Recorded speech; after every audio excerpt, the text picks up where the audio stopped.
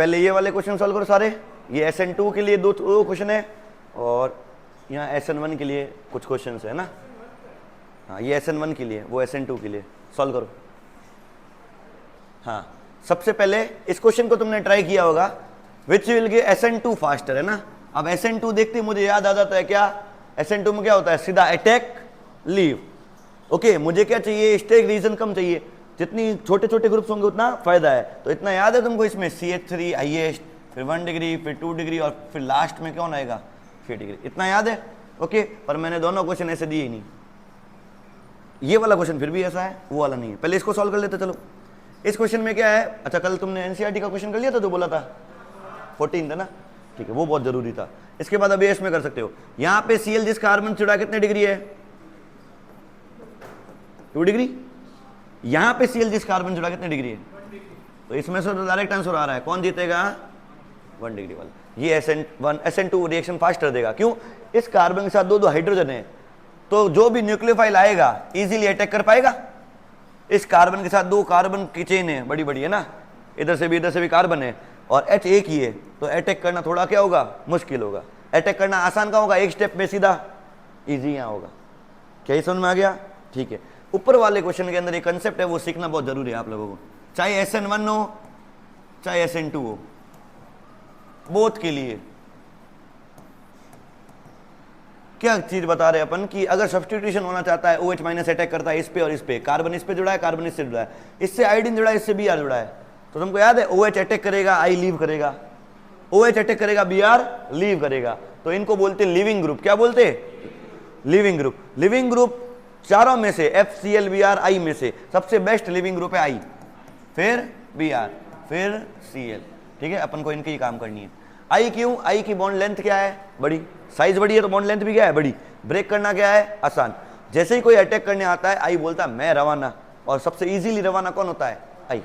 तो चाहे SN2 चाहे SN1 दोनों के लिए ये पॉइंट नोट्स में ऐड करना पड़ेगा आपको, ठीक है ना। तो इसमें से कौन जीत जाएगा, आयोडीन। क्या ये दोनों क्लियर, अभी ये तो चीज क्लियर है। चलो इसके हिसाब से पहले का आंसर आप लोग दो, आंसर आगे गया, वेरी गुड, ठीक है। अगले के लिए तुमको एक नया कॉन्सेप्ट सिखाना था, जो यहाँ पे लिख रखा है मैंने एक बार, है ना।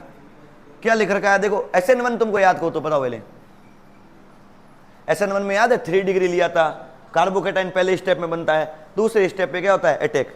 तो पहले स्टेप में कार्बोकेटाइन बनता है, तो SN1 हमेशा कार्बोकेटाइन से ना स्टार्ट होगा, और कार्बोकेटाइन सबसे स्टेबल किसका है, फिर 2, फिर 1, फिर मिथाइल।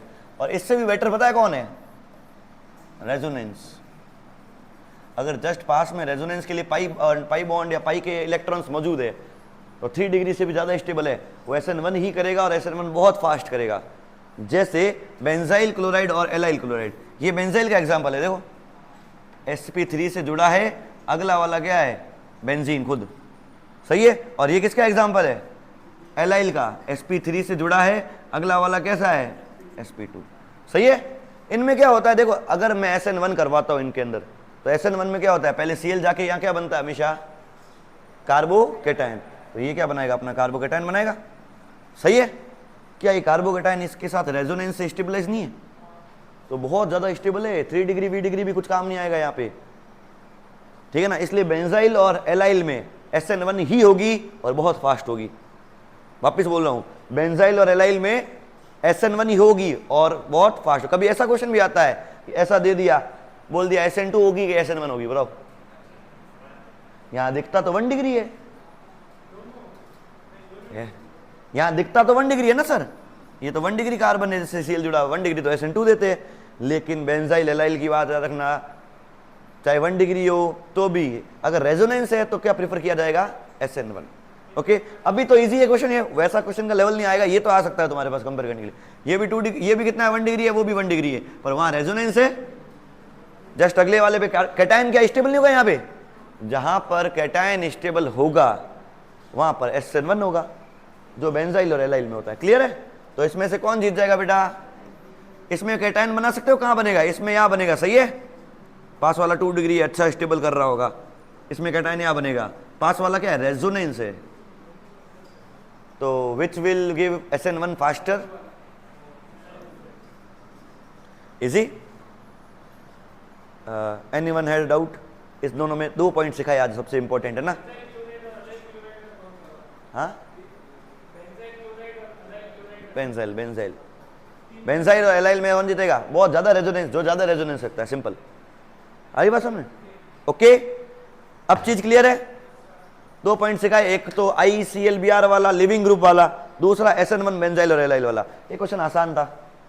C4H9Br, इसके टोटल 4 बनते थे, याद है तुमको? 2 सीधी चेन वाले, 2 ब्रांच वाले। ब्रांच वाले में सबसे अच्छा SN1 कौन देगा? 3 डिग्री। जी आंसर होगा इसका। ये आंसर खुद से कर सकते हो आप आराम से। हाँ, answer is 2 bromo 2 methyl propane. Okay, सबसे फास्ट 3 डिग्री देगा ना, इसमें से 3 डिग्री निकालना था। C4H9Br अपने बहुत बनाए पहली बार, पहले बहुत क्वेश्चन की इसके, है ना? क्लियर? ठीक है, इसकी एक तो सीधी चेन बनती है, एक ये बनेगा 2, और एक बनेगा आइसो वाला, एक बनेगा टर्शियरी वाला। एक बार Br इधर, इधर इधर 4 बनते। 4 में से सबसे फास्ट SN1 कौन देगा? जब Br या हेलोजन किससे जुड़ा हो? 3 डिग्री से, SN1 वाले से। ठीक है, क्लियर है यहां तक? तो ये कंसेप्ट आपको सिखाना था अभी तक।